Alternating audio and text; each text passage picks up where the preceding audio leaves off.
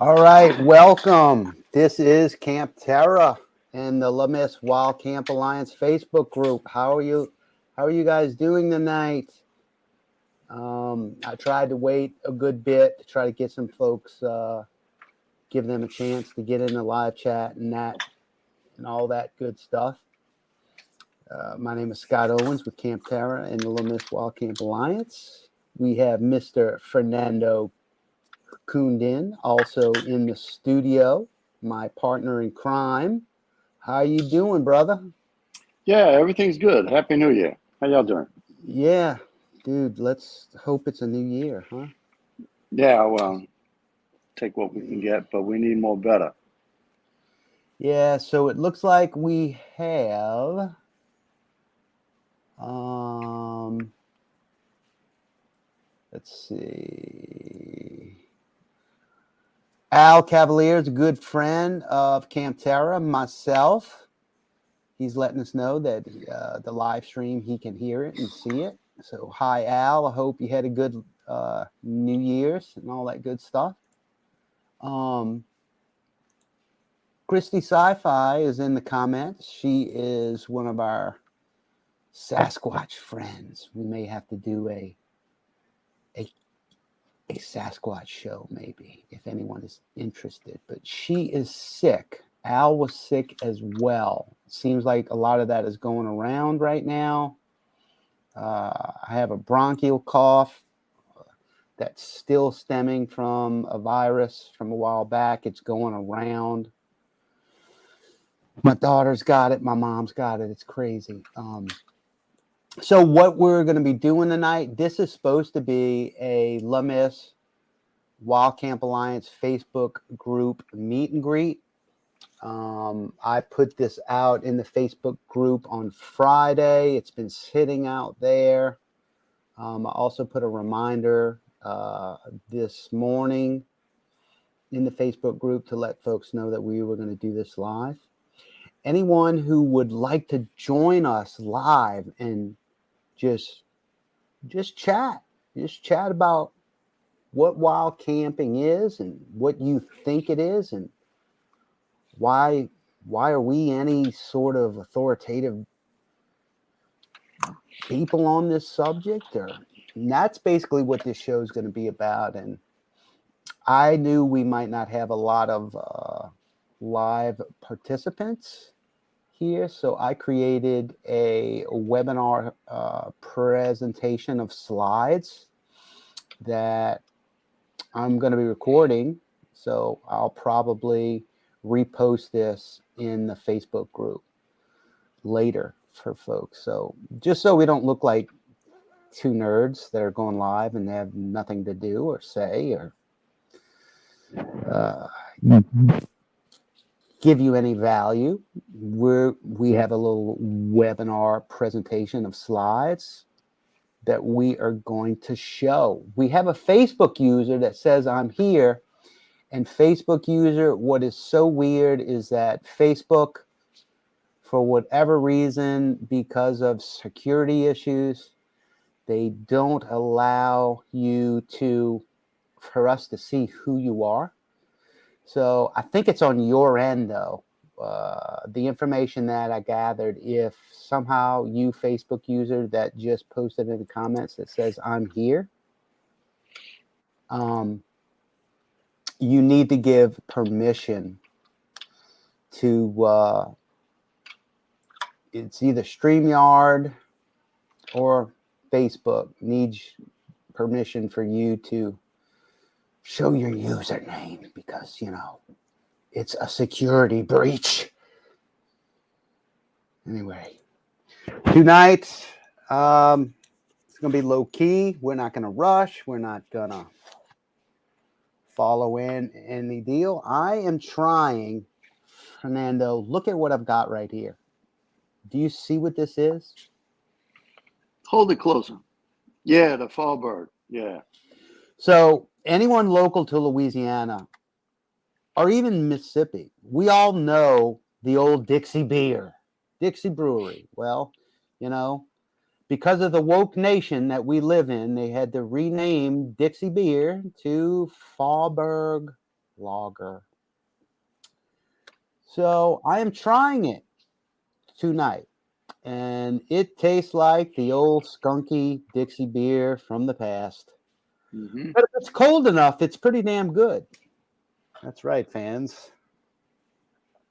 So I'm having a little brew.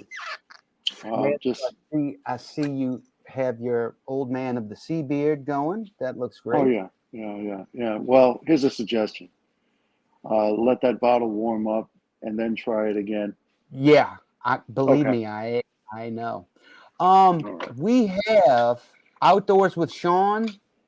Evening, ladies and gents. Sean, thanks for being here. This is a somewhat local guy from over on the coast in Mississippi, somewhat, I think, Sean. He's got a cool channel, goes into DeSoto a lot. Thanks for showing up, bud. Much appreciated. Um, Al says, evening, Fernando. Yeah. Evening back. Happy New Year to everybody.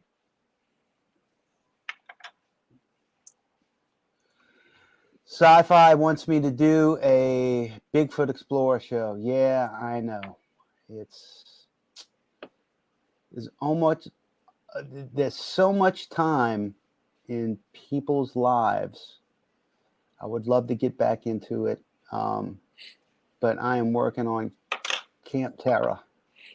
So what we're gonna do? It seems like we've got like Al. We have a Facebook user here.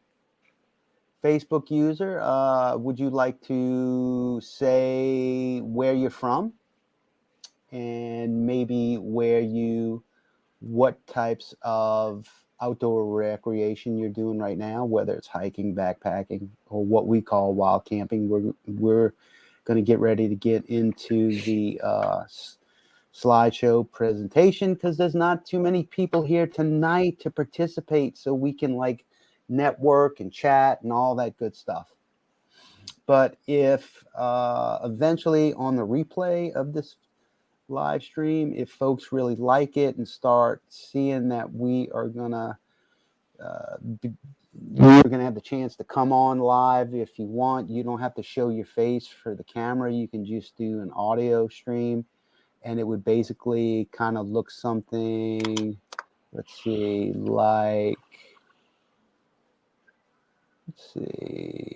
stop cam.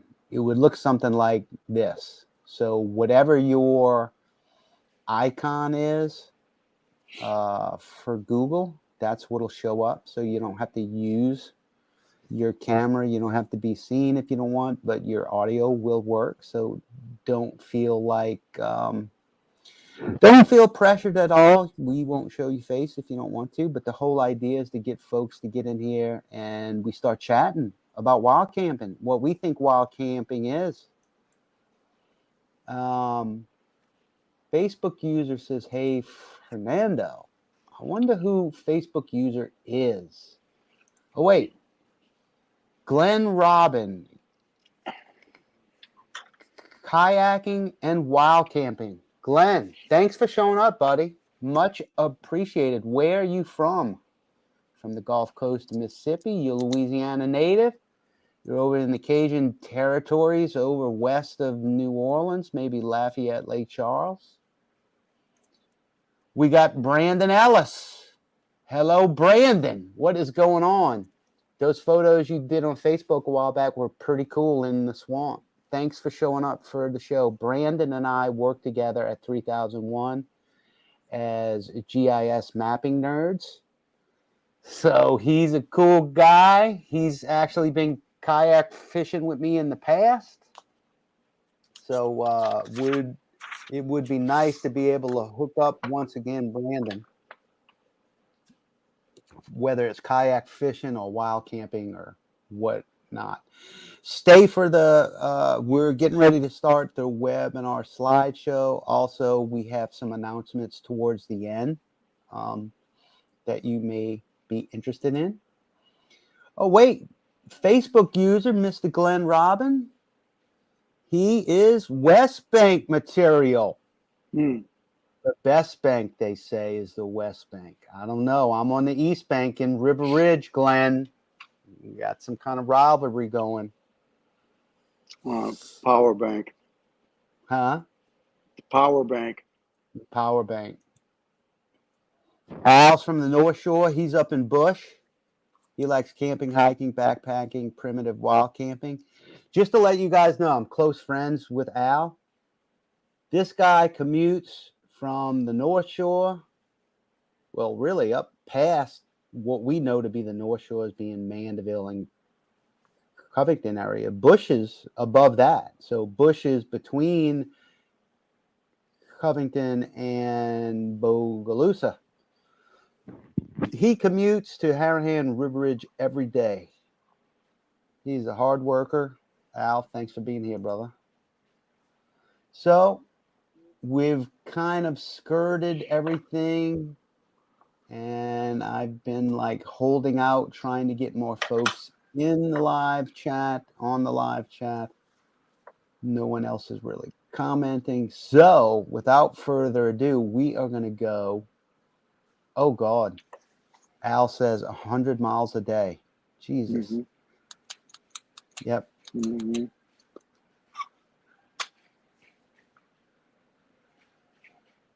So we are going to get started with the presentation. So just hang in there.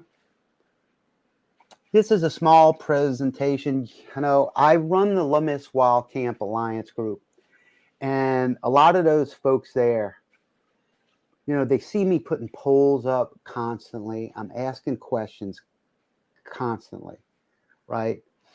And I know some of them like are thinking, you know, what is he asking all this stuff for, right? Yeah, what are you asking it all for? Right.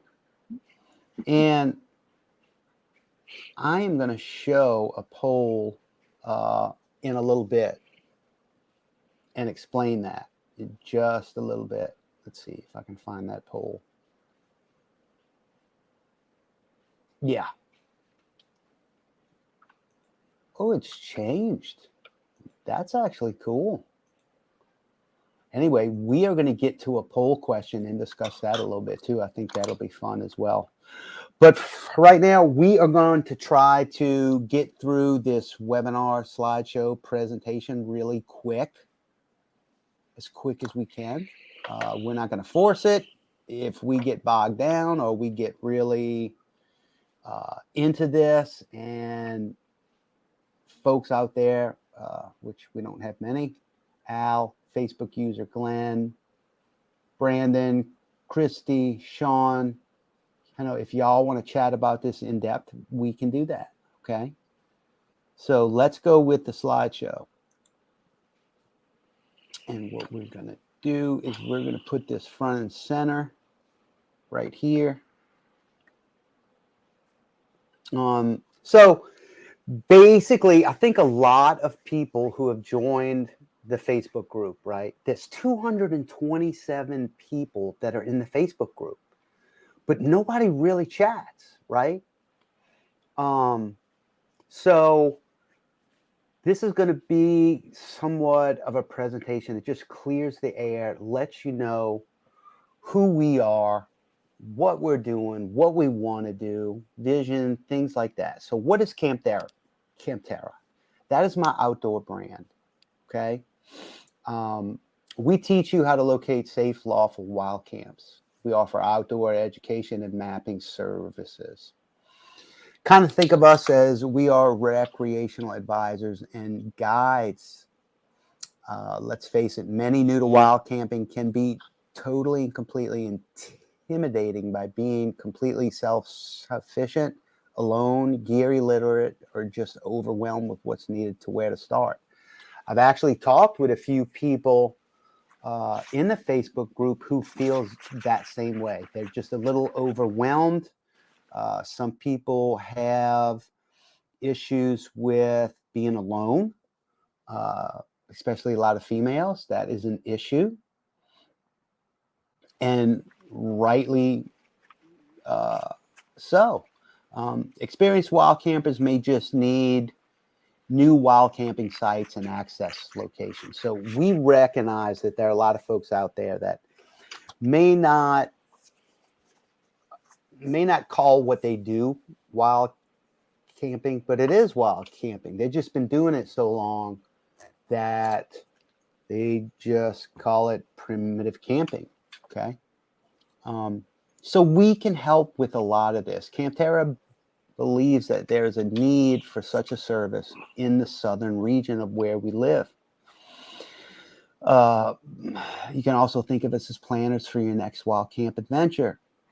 Campterra's wild camp service offer both novice, veteran outdoor enthusiast valuable information, guidance, and solutions to get started in or in the choosing of great wild camping sites and all the planning that goes along with that endeavor.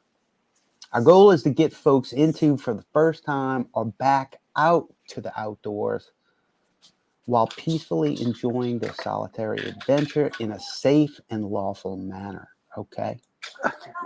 No, I can't.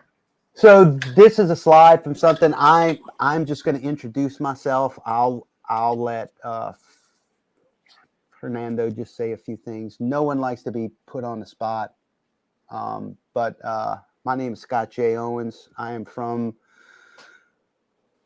River Ridge, Louisiana. I have a bachelor's of science in forestry management from Louisiana State University. Upon completion, I worked for the Louisiana Department of Ag and Forestry and worked in conjunction with the U.S. Forest Service as a safest forester. I worked for them for about 3 years, and then I cross-platformed over into GIS mapping, cartography work, and I am currently a 20-plus year veteran as a GIS analyst for a local engineering, architectural, and construction and geospatial firm in Metairie, Louisiana. I am a tech guru nut, woodsman, steward of the land, wild camper, field producer, and super dad in my off times. One thing we want you to know, we are like you. We have never stated that we are survival experts. We're not masters of bushcrafts. We are not professional preppers. Yet we do possess experience, knowledge, skills, and ability levels in each of these genres regarding outdoor recreation and self-sustainability. Okay, I am the founder of Campterra, my outdoor brand, and the creator of the Little Miss Wild Camp Alliance Facebook group. And I can be reached at campterra1@gmail.com. I believe that there is a way, a fun, safe, lawful way to get out and find these wild camps. I've done it myself. Fernando, would you like to chat a little bit? I don't have the slide ready for you, but Fernando's kind of my partner in crime. Anything from you, bud? It's an easy introduction. I'm a son of New Orleans. Like you, GIS nerd, and use that to good purpose and task to address all kinds of things in the field, like exploring, camping, trekking, hunting, fishing, etc. And so things outdoors are well supported with something like GIS as a skill set.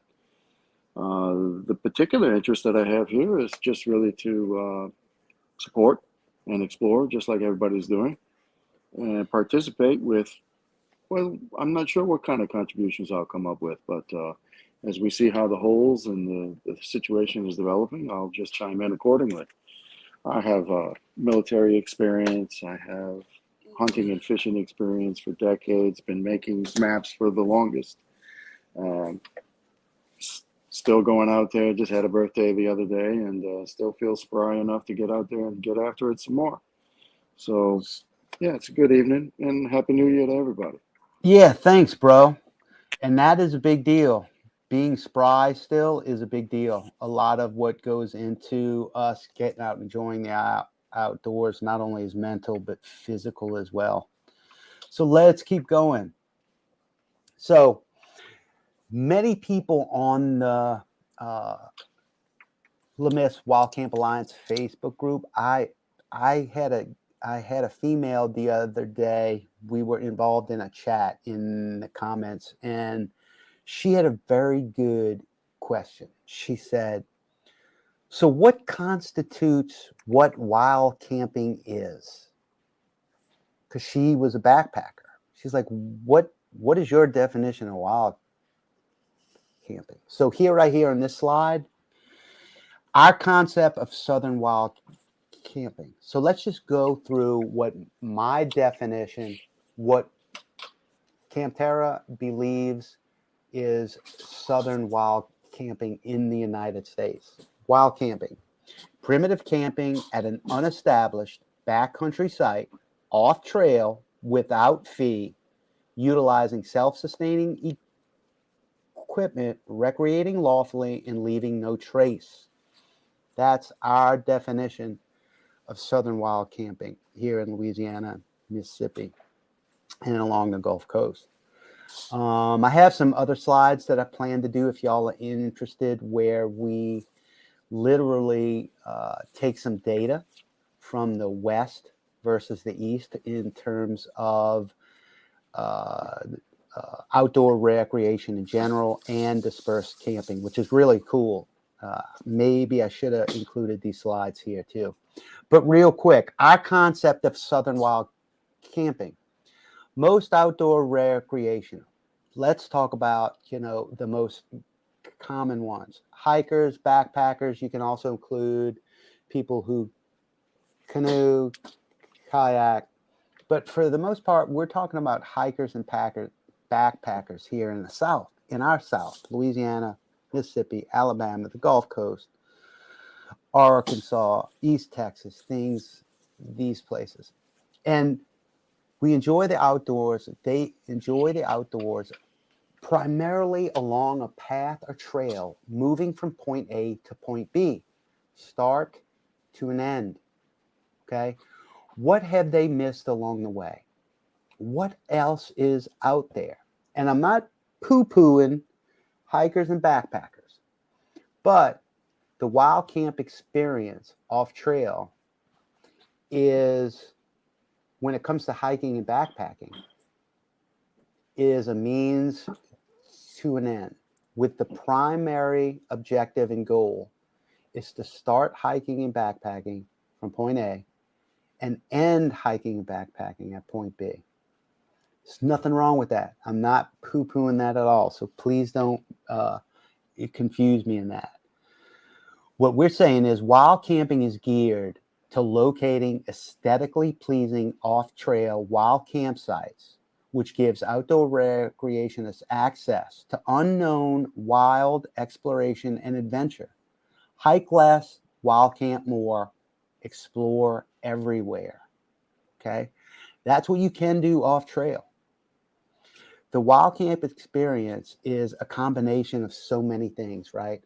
Mental aptitude, the planning that goes into wild camping, mapping, drive routes that you need to create to and from, acquiring gear, prepping the gear, outdoor navigation to and from parking and to the wild camp itself, establishing just where that wild camp plot center would be, woodscraft practice primarily at camp, self-sustainable principles, and hey, rest and reflection. Okay. Another point of our concept when it goes into southern wild camping is to explore your surroundings, discover unestablished wild places rarely observed or visited, turn an uncomfortable situation of being lost into a confident situation of exploration and adventure. And what this means is there are beautiful trails out here in the South, and that's great. Again, not poo-pooing on hiking and backpacking, but there is so many really cool, beautiful places in our national forest that you've never laid eyes on, just waiting to be discovered. It's awesome. Okay. So again, explore the surroundings, discover unestablished wild places rarely observed or visited, turn an uncomfortable. Did we say that already? Yeah. Sorry about that. Next point. Wild camping encompasses safety, mental well-being, hiking, primitive camping, wilderness survival, prepping, and bushcraft. I'm kind of actually leveraging both the same things here. And there's so much more to see and experience just off the beaten path that you wouldn't know about, right? Facebook user says lawfully. So, what do we mean when we're talking about lawfully? Lawfully means we are going to find wild campsites here in the South. This is another big topic when it comes to the West versus the East. Just to touch on it real quick. Out West, they have national parks, they have U.S. Forest Service, they have BLM, the Bureau of Land Management, they have DOI, Department of Interior Land, and so many more public land for folks to recreate in. East of the Mississippi, things are different. We have no BLM. We primarily here in the South, especially in Louisiana and Mississippi and Alabama, we have some state parks that offer backcountry sites, but not many. There's only one or two in Louisiana. Primarily, when we talk about lawfully, we are talking about the U.S. Forest Service. For national forests, you can disperse camp legally, lawfully. For now, each national forest may have a different ring to their rules and regs. And that's why you've got to visit those websites for those individual national forests, where whether it's the Kasashie National Forest, our only national forest in Louisiana. Mississippi has 7 to 8 national uh, uh,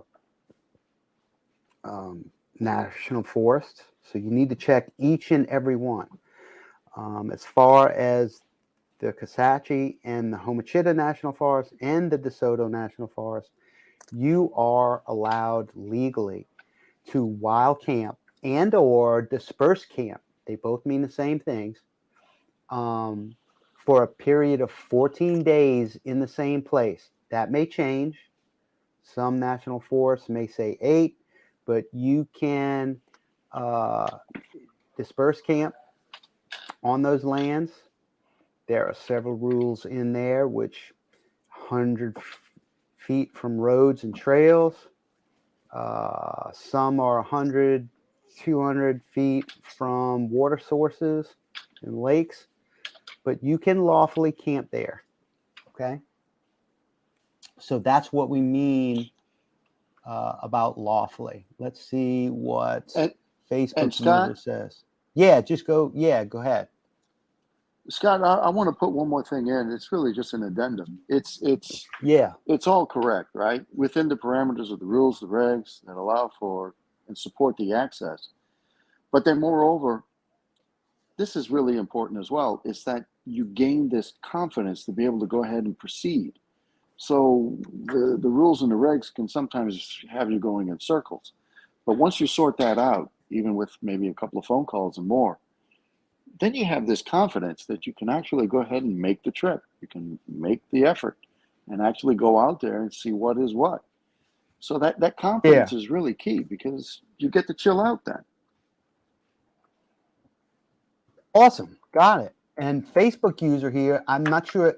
I'm thinking this is still Glenn. Glenn, if that's you. But he's saying Louisiana's worse. And dude, we know.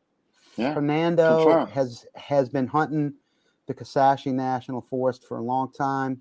He recently went on his deer hunt this year out there, and him and I constantly talk about whether it's management of the forest, wildlife management, rules and regs. Yeah. We constantly are seeing just Louisiana falls short in so many regards, right? So we totally feel your pain there. Louisiana is worse when it comes to outdoors. I have a few spots that camping isn't allowed, but it's public. I just sent a chat to him stating, Facebook user, what LA-based federal lands do not allow you to wild camp? I'd like to know this. Let's see what Sean says about this. Outdoors with Sean. He spends a lot of time in DeSoto. There are a few places in DeSoto you have to be 100 to 200 feet from a trail or water source. We just mentioned that. That is correct. There is an area where you can camp everywhere in that area of the forest. It has to do with, let's see, it has to do with people getting lost in search parties. Yeah, totally get that. Yeah. Totally agree, Sean, with that. Okay. So we're kind of going to move on from that. But if you have any questions regarding what we just talked about our concept of wild camping, right? We just moved on, huh? Yeah, I just wanted to say that there's another comment here from a Facebook user, and the question really is important because what Louisiana-based federal lands do not allow you to wild camp? A good example is the state park, the Lafitte State Park, which is south of New Orleans or toward Barataria. And you can access the area, but you're restricted to the Right. boardwalks, the trails, how you can use the waterways. And as far as wild camping or dispersed camping, it's a no-go. Yeah, They they state so don't. plainly. Yep, I totally agree. Um, so next slide here is, what if you could get motivated to get outside more often? This is the biggest thing, right? But with Southern Wild Camping, it can do that for you. It's all mental, right? What are you? So I was hoping to have a bunch of participants in the live chat. But the question for you guys that are in the live chat, what are your current thought processes on primitively camping right now and or wild camping, meaning dispersed camping? As someone from Louisiana, Mississippi, the Gulf Coast, like, what's your thought process on doing that? Okay. Number one, here's something that I want you guys to kind of know. This is getting into how we can use Southern wild camping to motivate ourselves and get into a mindset that may be an attributing factor to help us get outdoors more often. Because as we get older, we start talking ourselves out of doing things, right? Because it's a hassle, because it might rain, because of it, we start doing the mental degradation. We're all guilty of it. I'm guilty of it, right? So let's think about this. Number one, I want y'all to remember, does anybody remember the geocaching, the outdoor GPS game? I know Al does. Al is still a participant in geocaching. He still enjoys it. So this is a GPS game where you go online and there's a ton of geocaches all over the United States, right? It might be international now. Al could tell us more on this. He's more an authoritative on it. But in the nutshell, you get a geocache that has a lat long. You can go in and pick up these lat longs in an area that you want to go explore and use your GPS or your outdoor mobile navigation app to go find these geocaches. And at the end, when you're looking for them at that Latin long that they specified, there's some sort of little prize there. Some of them are bigger, some of them are smaller prizes. Usually the ones that are harder to find with multiple waypoints usually have bigger prizes at the end, right? But the whole idea and what makes it so successful is that you have purpose before you even leave or think about, hey, I want to go primitively camp. Like, you have this purpose. Dude, there's this big geocache here. Let's go try that. Wild camping is the same way. We want to get you guys to start thinking about southern wild camping as finding that perfect ultimate wild campsite, and that is the prize. It will get you out searching for that wild campsite. You'll have purpose before you even leave. We will teach you how to find these sites and how to go out and validate them yourself, which makes it a game. You've got reason to go out there. I do it all the time and love it, right? So what if the prize, I just stated that. Number two, what if the prize is the ultimate wild campsite, right? Up until now, maybe your mindset on primitive camping meant backpacking. With backpacking, we talked about this. The camping part is just a means to an end. There's no real emphasis on camp. It's a point A to point B recreation. Again, not poo-pooing on the backpackers.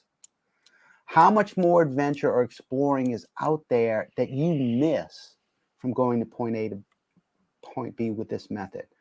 What else is out there off trail?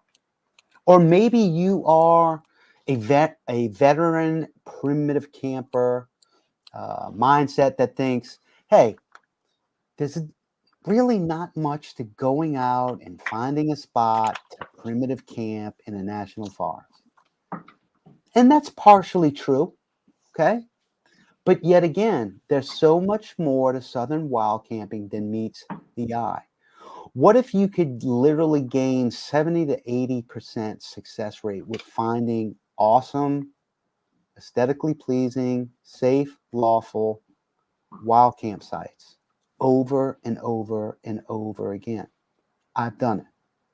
Fernando has seen it himself. Let's go to slide 5. Well, let's see if anybody's got anything. Al says, let's see what Al says. As long as I have a spot, I know that I'm comfortable going out there. I'm not quite skilled in finding new spots yet. Geocaching is a blast. Totally get it. Facebook user says, now Jean Lafitte is closing waterways to kayaking and paddling. Holy crap. Dude, you need to send us that information. I cannot believe that because I used to kayak out there. The hell's going on there? Outdoors with Sean. I have a road trip coming up where I'll either have to use a legit campsite that are limited on the trip, use a hotel, or possibly illegally stealth camp. No, I get it, dude. We can help you find places out there and stay in DeSoto someplace. Not sure where you're exactly going for this trip. Let's see what he says here. Outdoors with Sean again. I'm not wanting to illegally stealth camp, but if my options are limited on time, I may have to. Dude, I totally get it. There is a massive stealth camp following on YouTube, and a lot of people, some of them do it for, let's see if we can get away with it. There's those types of YouTubers. And then there are some people who are traveling across country and they're like, I either can't afford a hotel. I don't have time to want to be in a hotel. I don't want to pay in a hotel, or I do have the money, but I don't want to stay in a hotel. I can do this on my own in stealth camp. So I totally get that. That's true. Any thoughts there, Fernando? Yeah, the only thing I would add to that is the issue of the stealth camping is starting to spread out and get more complex. There's many folks out there that are doing different activities, not just car-based or van-based, but since the pandemic, a lot of people are starting to find other things to do with themselves. Bicycle trekking and packing and whatnot has become a bigger issue than ever. And a lot of these people are stealth camping. They have a whole little community and culture, so to speak, on how, where, what, and why, what's best practice. what to do if you sort of get discovered, etc. And it may be both technically illegal, but people's opinions and property rights issues and such are starting to soften some. It's still a little sketchy in some parts of the world, Yeah, and you know, and then others it's starting to open up, and things are getting a little kindly. right. So, what if we told you that there is a consistent method or model for locating wild campsites? It's not perfect, it's not ideal yet, but locating these southern wild campsites that are, one, aesthetically pleasing to recreate in, and you want to stay in them. You're not just off the side of a Forest Service road, 100 feet, 200 feet, 100 yards, just in the brambles, trying to find a flat place. This is not that. These sites are places that you want to be. When you see them, when you enter them, when you know the method, the model for finding this, there's reasons why these southern wild campsites that we want to teach you how to find are far superior than just going off on the side of the woods, off of a logging road, off of the trail. Um, so, number two, has adequate flat ground for tents and tarps. And if you're using a bivy and trees to hammock. I mean, that's usually a kind of a given for no matter where you go, if it's legal to um, disperse in wild camp on national forest. You can find those places. Number three, we want these sites to be close to an adequate water source, such as river streams, creeks, branches, etc. Now, we can't control whether there's drought conditions, whether it's flooding at the time, but these sites will have and provide adequate water sources for you. Okay. Number four, are lawful to camp in or at. We talked about that a little bit just a minute ago. Number five, these sites are far enough away to give you adequate seclusion and peace of mind that you are alone, but not too far away where you could get out of these wild campsites quickly should an emergency arise, weather, or you just have to leave and bug out of that spot. Okay. So these are not sites that are 6, 5, 10 miles in. To be honest with you, on purpose, I've created these wild campsites to be anywhere from 250 to 1,000 yards from your parking location. Okay. Um, Number six, sites that finding these wild camps can become consistent and replicated with a 75 to 80% success rate, thus giving you a database of sorts of wild camps to choose from. What do I mean by that? So I've been trying to perfect and been into wild camping for almost 4 years. For 3 of those years, I started with finding these wild camps using experience and skills that I've gained along the way from forestry, from GIS and mapping. And I played a game with it, and I wanted to find out, how can I e-scout online through mapping, place a point someplace, and then go out in the field where that point's at and validate that at that point is a really cool, adequate wild campsite to camp at. It's almost like really a needle in a haystack. But what I have found, not yet perfected, 75 to 80%, when I go in, like say the night before a weekend or a Thursday or Friday, I do, and we'll get into this in depth later. I don't want to get into the weeds on it yet. Um, but I have my methods and my system for finding wild camps when I'm searching online maps. I'll place a point there and then I'll say, okay, this Friday, and I might do 3 different areas like that. I'll find a parking spot, I'll find a wild campsite. They're not necessarily wild campsites yet. They're places that I use my experience with to go check out. Then that Friday or Saturday, I head out there. I load up on the hiking gear, the pack, the food, all that good stuff. And I'll go to these parking spots and I will navigate to where I dropped that point the few nights before while I was on the computer e-scouting. And I want to see how close I can get based off the methods that I'm using, if that's a good spot. And 75 to 80% of them are right on, very close in the Nat's Ass area. It's really cool.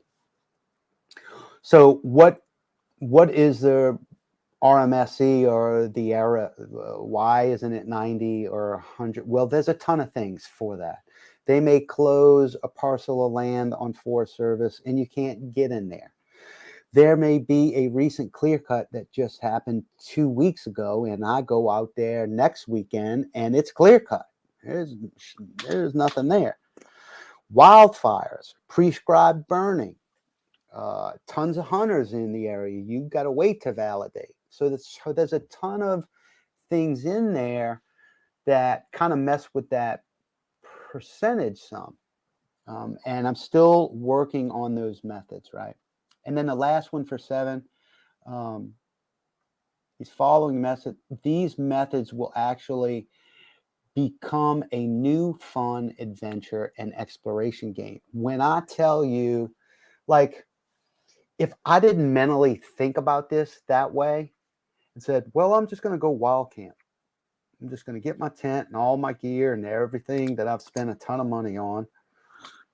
And I'm just going to go right around the back roads and the Forest Service roads of the Homachita National Forest. And I'm going to look out the windows and that place looks open. And I'm just going to stop and get out and go look. And that's going to be my wild camp spot. I would get burned out on that.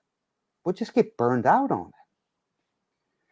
But for me, e-scouting a certain area and dropping these points and then going out in the field and validating them is cool. It's fun. You get to go find these points where to park. You might go out there and find that the only place to park is a garbage zone, right? There's used condoms on the ground, there's shotgun shells, there's garbage, they're dumping out their refrigerators, and hey, boom, you make note of that. I didn't validate going into the wild camp spot, but this is someplace I don't want to camp at. I don't want to park at. I am not going to park here. Too much BS happens at this spot. You go home, you get on your mapping software where that waypoint was, and you put another waypoint and say, no. And you can put the notes in there. This is a dangerous area. I'm not going back. I'm telling other friends as well. So there's so many things that you can do that make this fun. Let's see. I've been blabbing way too long. Has anybody said anything in the chats?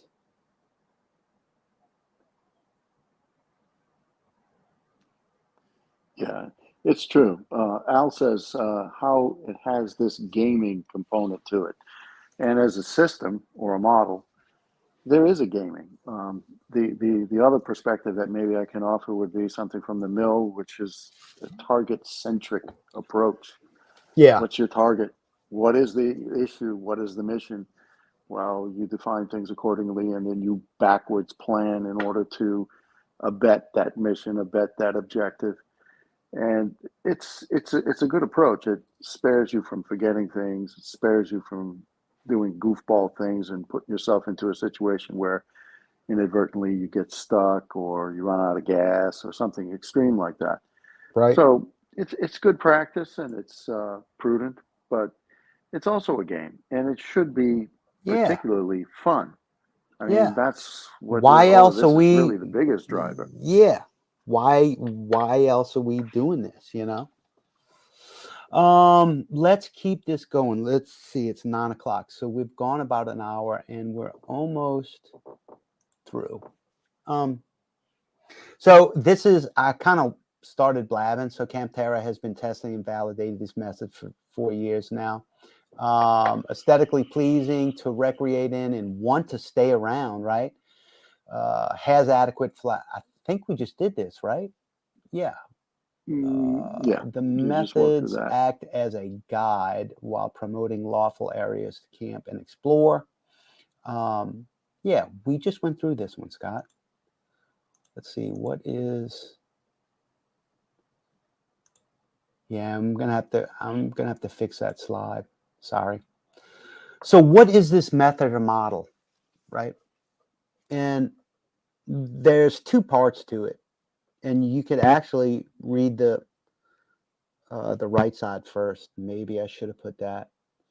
And Fernando knows a lot of this too because we both have 20 years being GIS professionals in the geospatial industry, mappers, remote sensing, all that good stuff.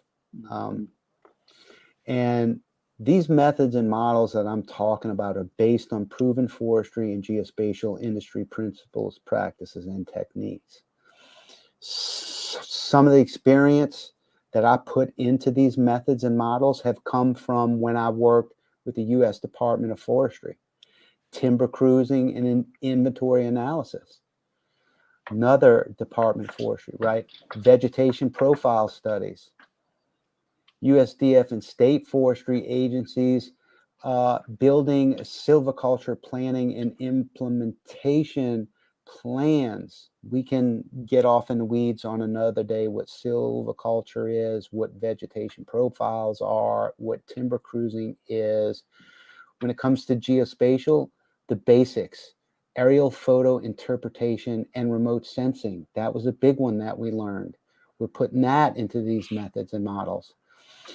Terrain site suitability and analysis. This is a GIS practice and tool that is still being used today for all sorts of things in the geospatial in industry. So I'd take all that experience that we've learned from doing these sorts of things on the right, and I put it into a 7 criteria for wild campsite suitability. And I basically tell myself when I'm e-scouting on a map, a digital map, whether it's Google Maps, you really need to get a mapping program going. If you want to do this and get to where we are right now with the 70 to 80% success ratio in consistently finding wild camps and having a ton of sites in your back pocket to go to at any time or share with friends, or if one's taken, boom, you can just go to another one. You need mapping, some sort of mapping software, online software, etc. We will go into that later. But the 7 criteria are lawful public land access, free, paid, or permission based. So we use U.S. Forest Service. We look at the rules and regs. Do they allow dispersed wild camping? Yes, no. What are the stipulations to wild camp there? We follow those, right? So you need that. You need contiguous or uninterrupted wilderness or forest land. Okay. That's a no brainer. You need some place in the middle of nowhere to do this, right? Uninterrupted. Presence of water sources. That's a big one.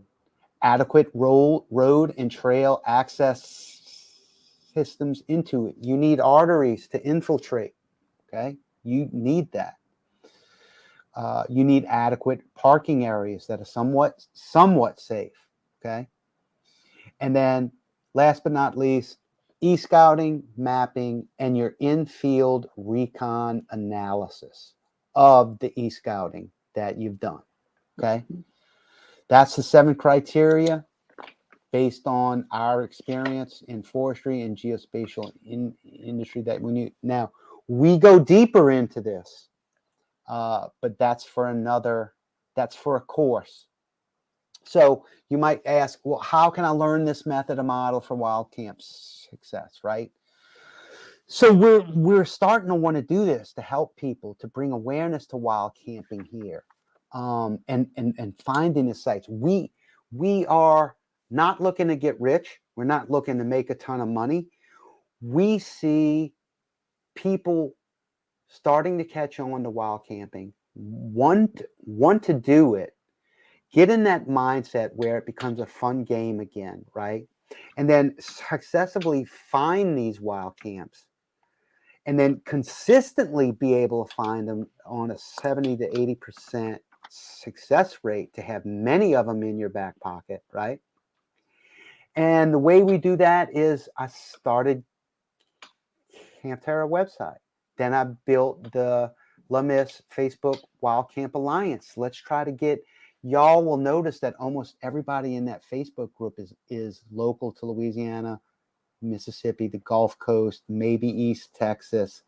I want to keep everybody local so we can connect, chat, network locally, so we can break through barriers of what you might think it is and what we think it is, and how this becomes fun, and how this resurrects just primitive camping in a national forest and dispersed camping. How can we make that fun again?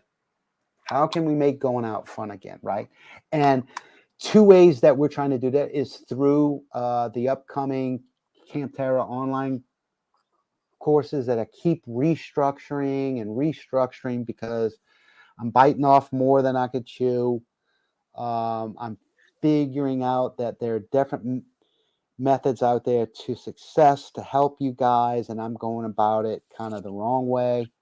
So I'm Not learning on a, necessarily, really. well, I'm just learning on It's such a a complicated different scale. subject. I mean, some Yeah, of the learning curves are steep, you know. right.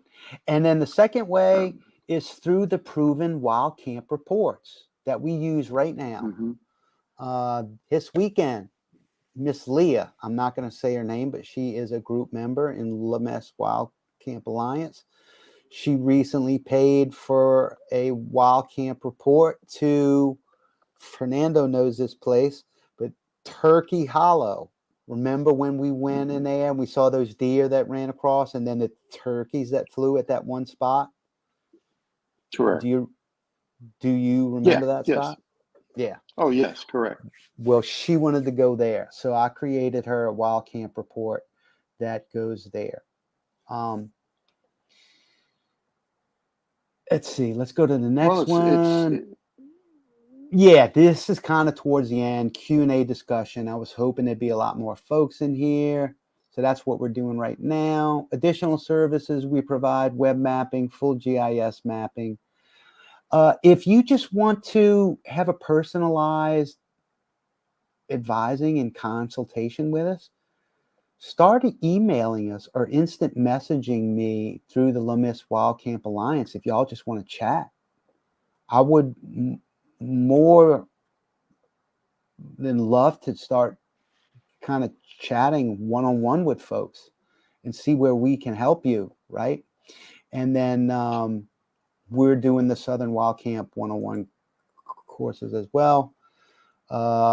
This is an old slide. I should have put you on there. But if you go to our website at campterra.us, you will see both of our information and emails there if you'd like to get in touch with us. And yeah. man, that's basically us and what we're trying to do and what we want to do for wild camping here in the South. Let's see if there's anybody else that's got.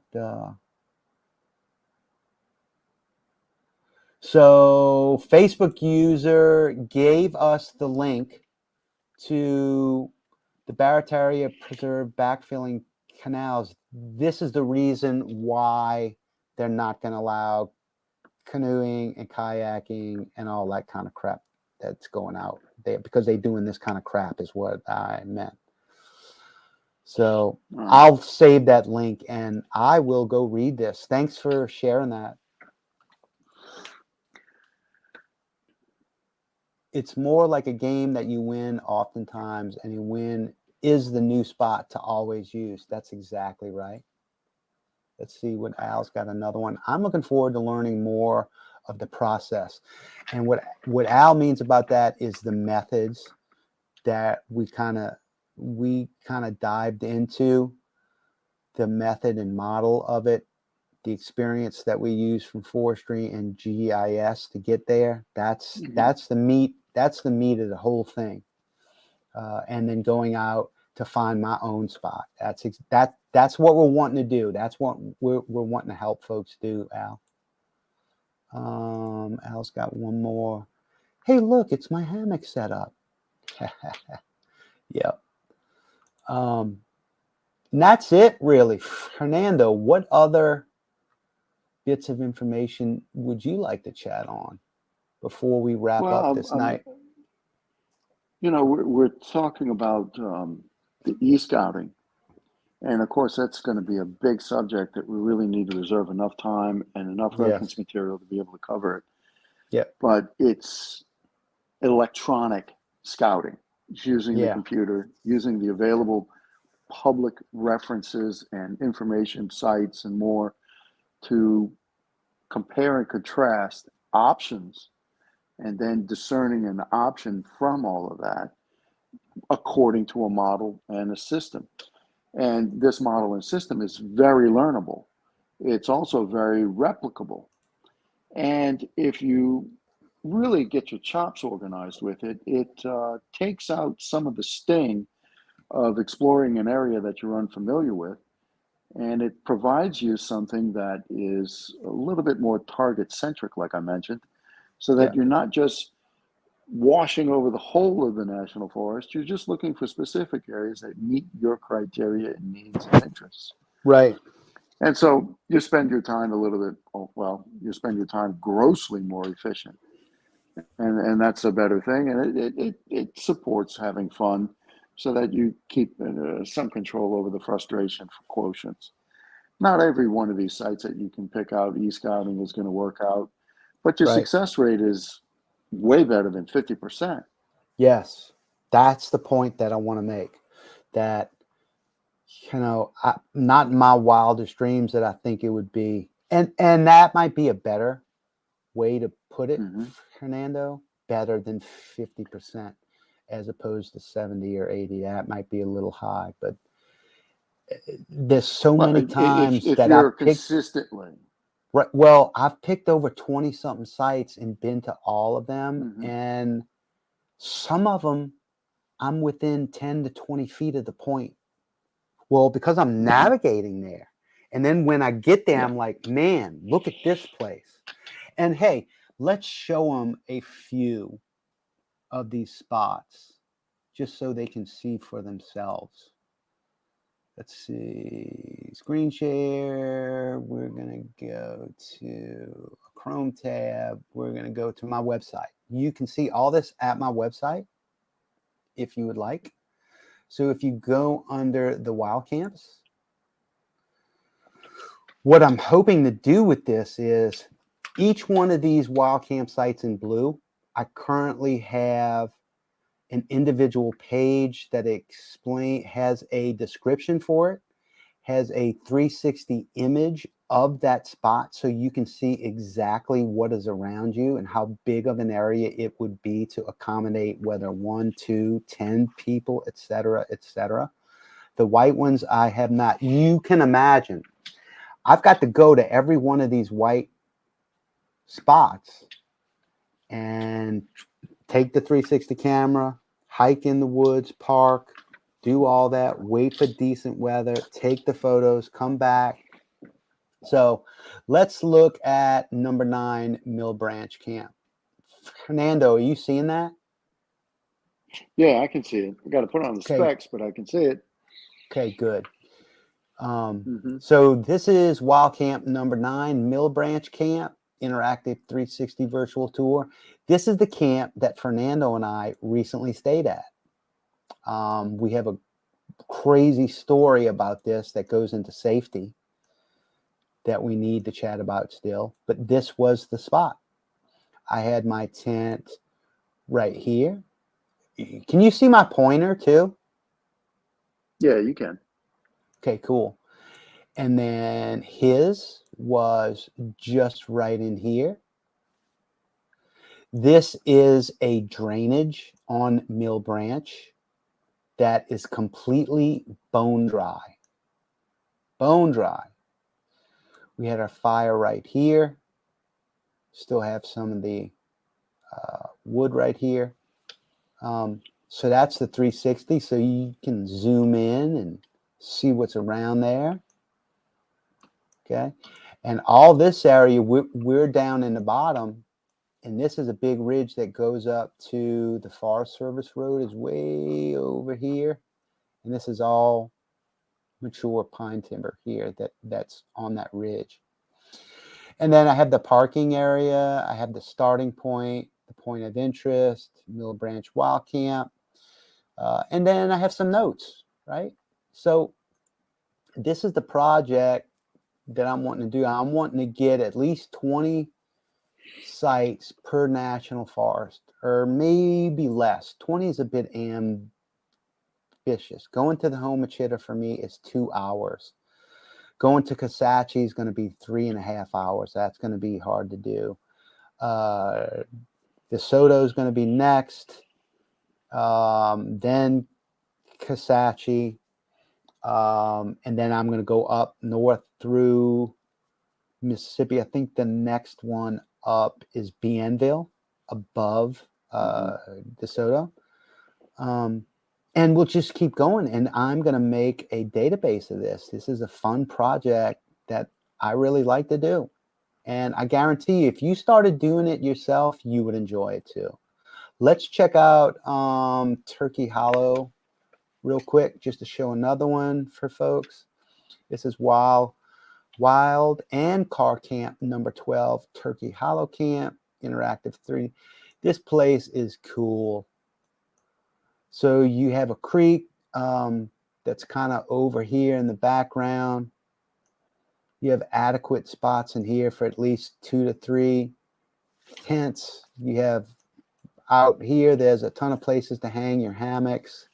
What's cool about this spot is you don't even have to go to the wild camp site. You can car camp at this one. This is a dead end road on the Forest Service Road, and you can car camp here. Then you have a starting point, a point of interest where you go off trail, and then the wild camp, and then my notes here. Like has a moderate difficulty rating consisting of healing, blah, blah, blah, blah, blah. Y'all can read that if y'all would like. And then the courses real quick. Let's go over the courses. So I'm restructuring the courses right now. We're going to have the core fundamental courses in locating wild campsites. So there'll be a how to locate wild campsites on Southern National Forest 101. This is kind of be a really good fundamentals place to begin to get you started. I'm going to do an Onyx backcountry mapping boot camp course. You know, we live in this age where there's apps, and apps. But a lot of these things are chintzy. They don't work as advertised, and you got to weed through them all. So between Onyx Backcountry, Gaia, Hunt Smart, there's a ton of them out there, and I've gone through all of them, Jack. And Onyx is the best one. So we'll have an Onyx backcountry mapping boot camp that'll get you up and running in both the desktop and your mobile device app. And then this one right here, Mastering Wild Campsite Locating with Mapping, E-Scouting, and Infield Recon. This right here is the mother lode. Okay, this is going to be the biggest masterclass that I do. This is going to explain to everybody the methods, the models, the forestry, the GIS, the mapping, the cartography, all of the things that we use in 20 years experience to get to a 70 or 80% or way above 50% success rate in finding and locating these really cool lawful wild campsites. This is where you're going to learn it right here. We're going to get deep on that one. And then we have self-sustainment courses in wild camping that's going to come, and that's your affordable wild camping gear that won't break the bank 101. Wild camping food, water, and hygiene 101 is coming. And then wild camp activities. What else can we start doing at wild camp that's going to make it just as fun as finding the wild camp? That's going to be a cool one. And we have a ton of ideas for new courses. But and then here's us. Here's me, Scott, and here's Fernando. You can read about us too here. We do have a podcast if you don't know. So you can go to campterra.us and check out our podcast.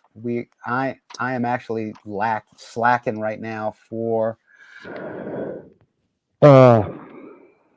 December, January. We have one that we need to do currently.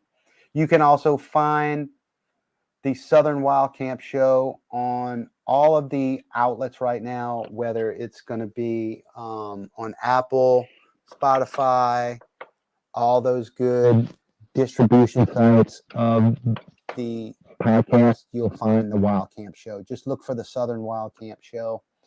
Shameless plugs. And then we have a newsletter that's really cool. I've started a email list of folks who want to receive the newsletters. There's a bunch of them that really enjoy them. Myself and Fernando write these. I need to put the newest one up soon, but they'll be here. And they generally, if you'd like to be on the newsletter email list to read these, just send me an email or instant message me. And you can click on it. You can read it right here. Don't worry about this. You can go through it, read it. You can download it. This is one that Fernando did recently on a personal wild camping field night. Really cool article that he wrote. So check those out. They're fun. They're old school newsletters with good information. We spend the time to write them and put them together in this format. You can download them as a PDF and print them out or just leave them on your computer. And that's it for right now. Also want to talk about our main bread and butter, just real quick, is the Wild Camp Service Report. So if you don't know what the Wild Camp Service Report is, you can come to services and read about that right here. And basically, there's 2 tiers. So we give you an area of interest for you to go look for your own wild camp site, or you can get a tried and true, vetted, located site that we have found, primarily any one of these that you'd like to go to and visit.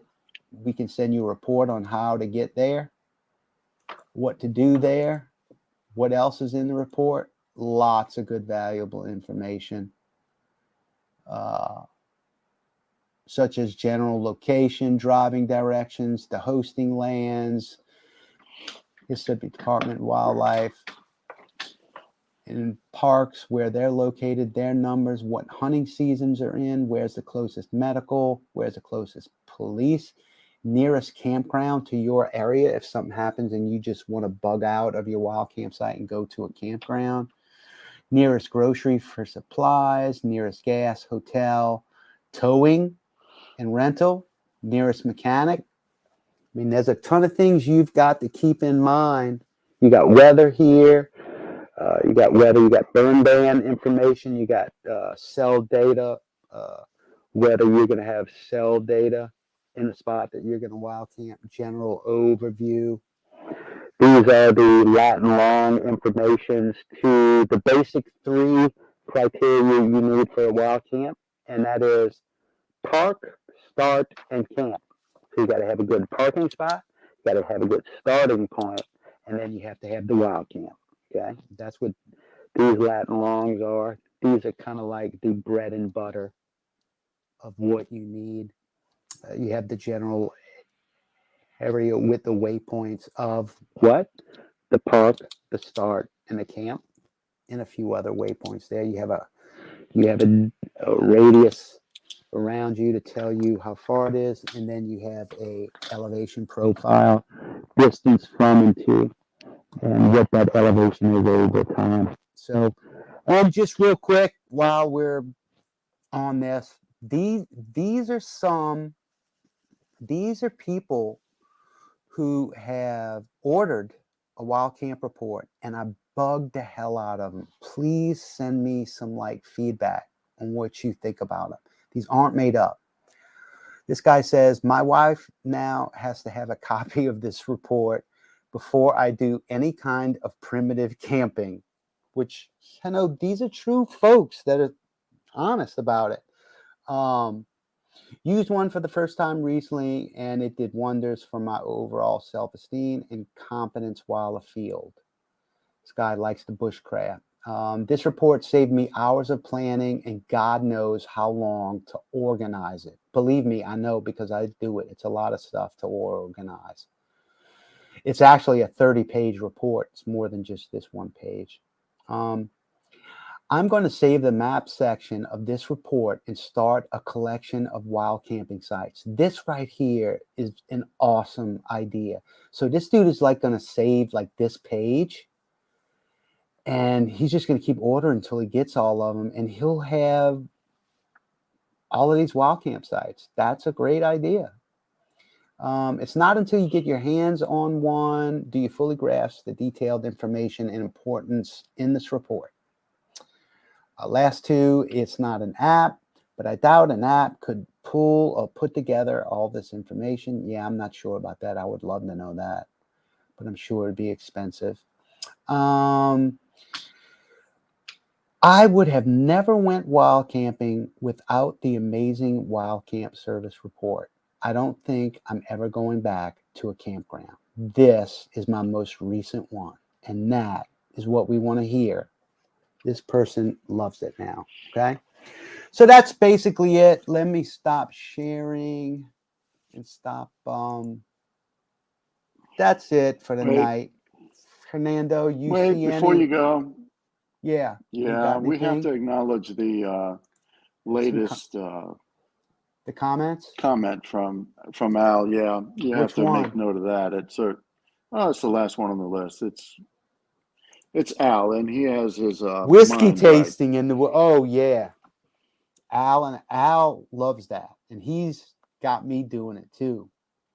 And you and I do it. So you need to meet Al. We Hmm. need to go on a wild camp soon, all three of us. I think we would all have a good time. We laugh, we cut up, we have our little whiskey tasting in the flasks, and you know, we don't get loony. Whiskey's good, but bourbon is better. And I'm a rum guy. So and Al's an aficionado. No, you Fernando, you and Al would probably have a lot more to talk about than me because I'm just not seasoned with all the whiskey, bourbon, rum type stuff. Hmm. Al does. Um, Well, it's just a gateway drug to so many other yeah, vices. exactly. Well, fans, that is it. We Ah, were hoping to have a bunch more okay. people in the chat, and this is an example of what you guys. I'd like to keep doing these live webinars and get more folks involved in this chat and start answering some questions and discussions, come on the show. Come enjoy the show with us. Jump on, chat about anything. And that's basically it for tonight. For Scott and Fernando, for Campterra and the La Miss Wild Camp Alliance, we appreciate you, the folks that were here, for coming here tonight. And we'll see you again soon. Thank you. Okay.